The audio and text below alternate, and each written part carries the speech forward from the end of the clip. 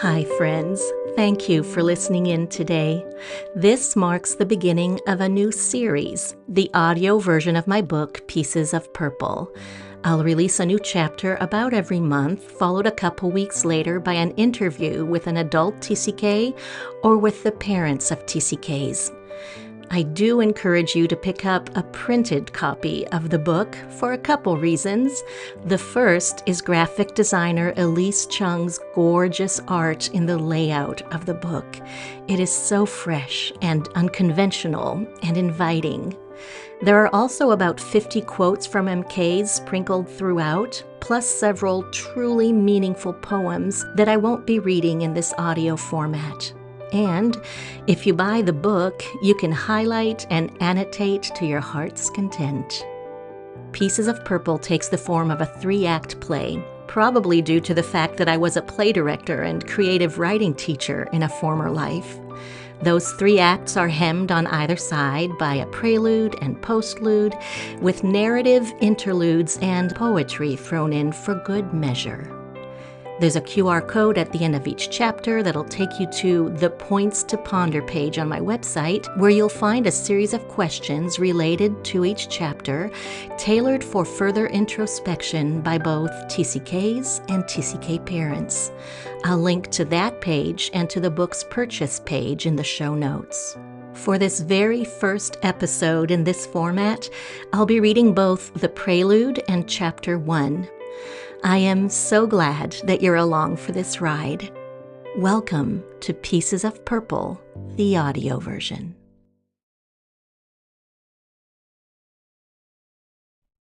Prelude, the Treasure Chest.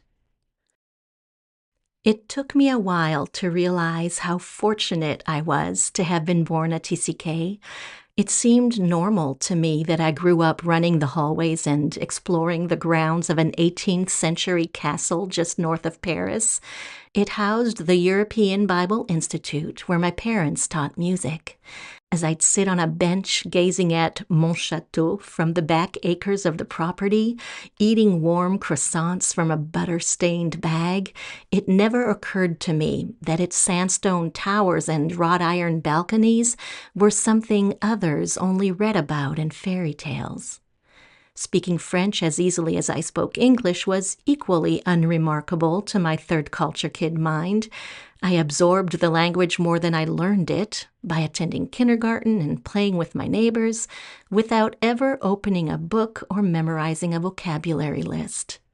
And sitting at the kitchen table having a bilingual conversation with my parents, my brother and I speaking French while they responded in English, it seemed so ordinary as to be boring. I remember complaining that we got to travel just for fun. Do we have to go to England again? Not realizing, of course, that there were people around the world who would give anything to be able to experience the changing of the guard at Buckingham Palace or the delicate flavors of a cream tea served in a drawing room that looked like a Victorian postcard. I learned to shapeshift without realizing I was doing it. It's an MK ability specific to those who were embedded in multiple cultures during their most formative years. I could so easily adjust not only my language, but my behavior, knowledge base, and communication style to the context I was in, shedding some of my Frenchness when I flew back to Canada, getting brighter and more assertive in my interactions in the United States, then reverting again to a more sober, European bearing when I crossed the ocean and returned home.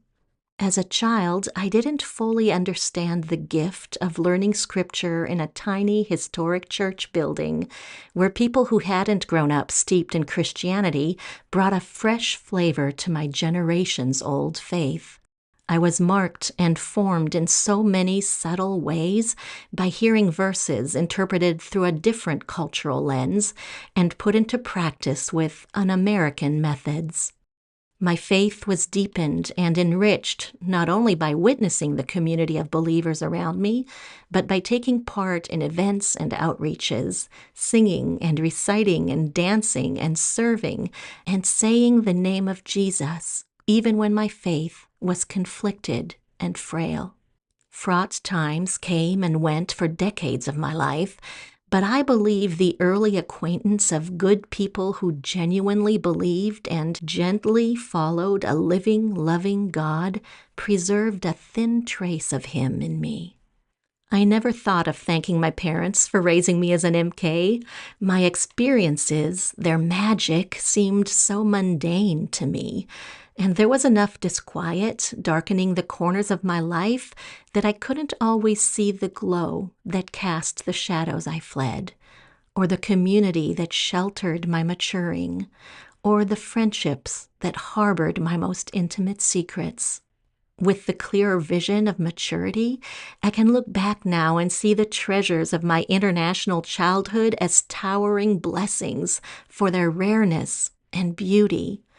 They smell like the dark passageways hidden under my castle and speak in the staccato warm cadence of my beloved first language and sparkle with the sound of French horns at the start of hunting season and hover like the humid air floating as mist above the freshly cut grass we weren't allowed to walk on.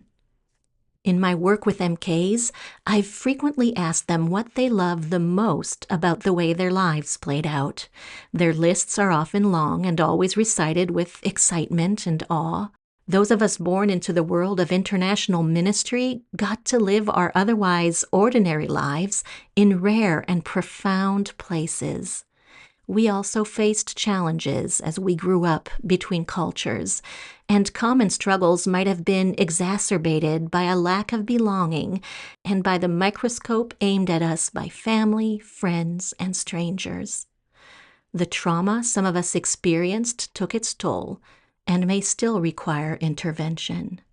This is why I so profoundly believe in the importance of digging into the hard, exploring it, making sense of it, and seeking healing from it, so we can bask in the equally real wonderful of growing up as we did.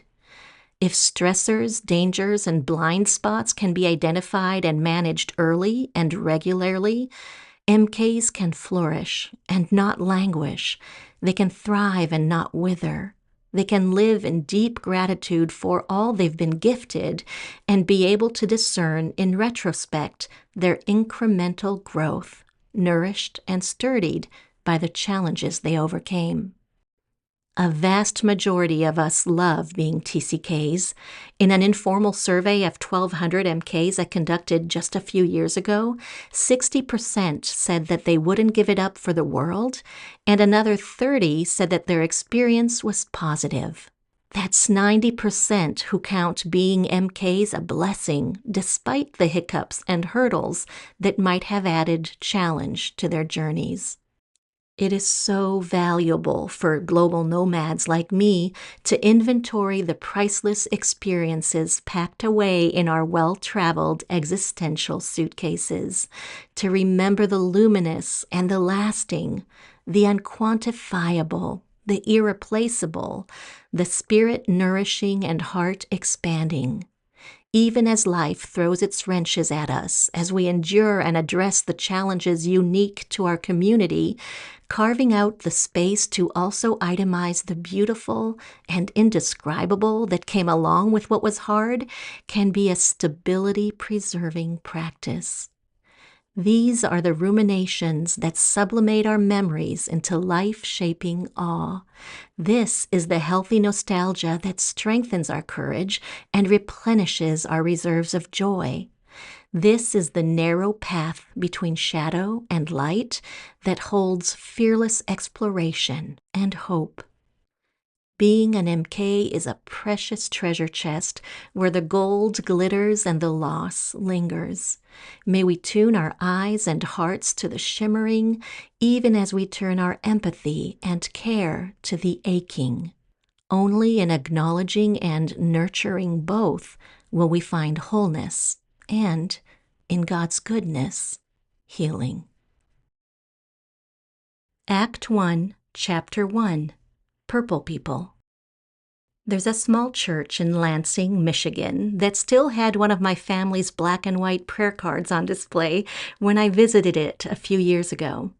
I stood in front of the missionary bulletin board as an adult and took in the perfectly curated picture taken when I was maybe 4 or 5 years old. The matching clothes, the just-combed and probably spit-smoothed hair, the postures, the head tilts and stacked hands just so. And me, bottom right, in pigtails and bows, smiling squinty-eyed and scrunched-up-nosed into the camera lens. You're either an MK or a Kardashian if your family takes glamour shots every couple of years, then sends them to every relative, friend, and stranger on your mailing list. Taking a step back, it feels like a bit of an odd practice. Yet those prayer cards are often the only tangible thing that connects churches and ministry partners to families serving overseas. For many, it's also all they know of us. MKs understand the assignment. We put on our ironed clothes and smile on cue, knowing deep down that this photo that will soon find its place on fridges and missionary displays only depicts the prettier aspect of the messy reality of our lived experience. We don't renounce the good. We actually love it. We know there are so many strengths we derive from the decision our families made to serve and raise us overseas. We're world aware. We haven't just learned about places around the globe. We've experienced them with all of our senses. They aren't merely a point on a map. They're a collection of sights, sounds, aromas, savors, textures, traditions, rhythms of life, and myriad other elements that have to be lived to be fully measured. We're adaptable. We have an innate sense of context that few others possess. Whether we're walking into a room full of strangers or flying into a country where we're the outsiders, we have an uncanny ability to sit back and observe, to figure out the dynamics and social norms around us, and to find a way to pretzel our identities into a version of ourselves that can mostly fit in. We're open-minded. We have first-hand experience of different ways of doing things, of believing, experiencing, and creating things too. Whether it be art, philosophy, ethics, life strategies, or practical approaches to everyday tasks, we know that the proverbial cat can indeed be skinned multiple ways. Our prayer card smiles can be a testament to the wonderful we've lived, but they don't express the entirety of our stories. I was going through old, faded slides a while back when I came across a picture that didn't make the cut after one of our Phoenix family's photo shoots. My brother, Kip, maybe 4 years old at the time, sat on a bright yellow tractor, his feet on the pedals, and toddler me sat in the red trailer behind him. He was smiling the standard say cheese smile in the fleeting moment immortalized on celluloid, and I was falling backward, chubby legs in the air, right over the open end of the trailer and onto the ground. It's no wonder the picture didn't make the cut, yet it seems to me that the outtake may be an equally salient illustration of the life of MKs as the pristine prayer card in that church back in Lansing. The two photos represent it all, those days when we're smiling, feet on the pedals, loving the ride, and those days when predictability feels scarce and circumstances overwhelm our equilibrium. Because of this dual reality, it is essential that people who love MKs do the work to try and envision their lives from their perspective.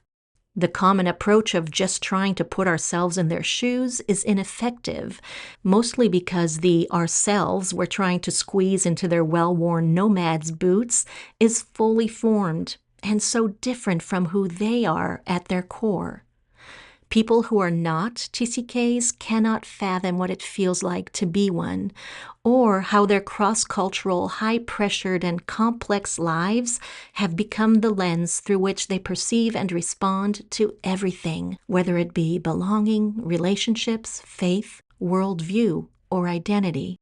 For parents of MKs, the way cultural complexity embeds in their children is perhaps the most foundational element they need to understand.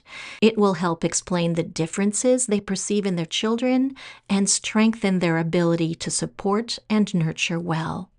Just as importantly, a clearer imagining of their inner tie-dye might allow TCKs themselves to extend more understanding and grace to their own purple traits, those quirks they know can be confusing or disconcerting to their monocultural peers.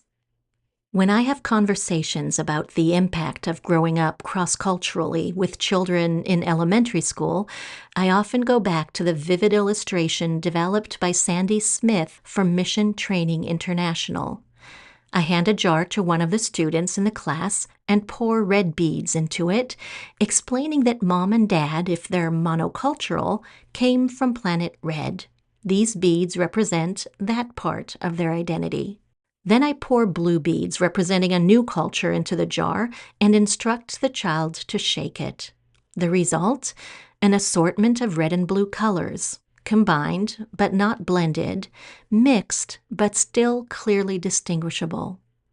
This is the way parents who grow up in one culture before moving to another experience their internal mix of planets. Because they were so grounded in a single place and way of life during their formative years, their understanding of that location and of their relationship to it is secure. So when they add planet blue to the mix, they retain clarity about where all the pieces of their identity came from, an ability to point at the societal, philosophical, spiritual, and even emotional components of their lives and say, that's from my passport culture. Or that's from this adoptive culture. Third culture kids who have spent their developmental years outside their parents' home culture don't benefit from the distinctiveness of red and blue beads. Because they experience multicultural existence during their formative years, without prior anchoring to a narrower definition of place, self, and life, TCKs are more like Play-Doh than beads. And when I give red and blue balls of Play-Doh to that same elementary school student, with instructions to mush them together as vigorously as possible, the result is a beautiful, complex, rich, and sometimes confusing shade of purple. Children with Planet Red passports don't just visit or move to Planet Blue, they grow up in it. And they do so during those early years when they're indiscriminate sponges, absorbing all the inputs swirling around them. The elements of their cultures combine into an inextricable other that is so hard to understand if it hasn't been lived. This may cause them to do, say, or think things that are perceived as weird or inappropriate by people whose bead perspectives prevent them from understanding the rich confusion of purple Play-Doh.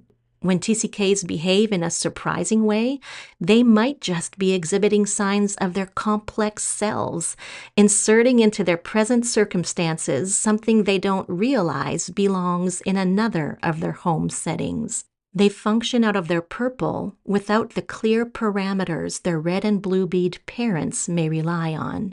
We TCKs know that some of our differences are entertaining and that some can carry the risk of being labeled other. Depending on the planets embedded in our purple, some of us might point with our lips instead of our fingers. We may never handle food with our left hand. We may avoid looking a recruiter in the eye during a job interview. We might try on clothes in the middle of a store when there's a changing room nearby. We might even try to hand money to the officer who pulled us over for speeding, not realizing what kind of trouble will ensue. Because one piece of our purple comes from a place where bribery of law enforcement is expected and common.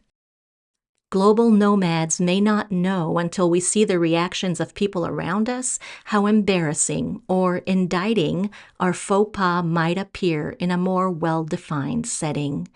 It's not that we're trying to be different, we're simply being another culture's definition of normal. In order for MKs to thrive despite their differences and for their caregivers to adequately protect and equip them, both groups need to understand the powerful but bridgeable challenges posed by the beads versus Play-Doh divide.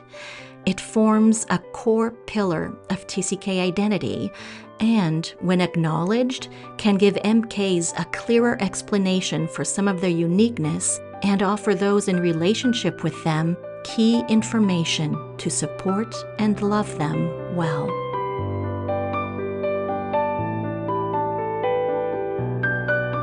Thank you so much for listening in today, friends. Before you go, make sure you subscribe to Pondering Purple on whatever platform you use. And if you're so inclined, it's always helpful for you to leave a comment or a rating wherever you're listening. Remember that you can also listen to previous episodes going all the way back to January 2020. Links to the book's page and to its Points to Ponder questions are included in the show notes, as well as a contact button should you wish to reach out to me for any reason, including to arrange for bulk orders. As I release this episode into the world today, I want you to know that I celebrate the purple you are or the purple you love. Thank you for listening.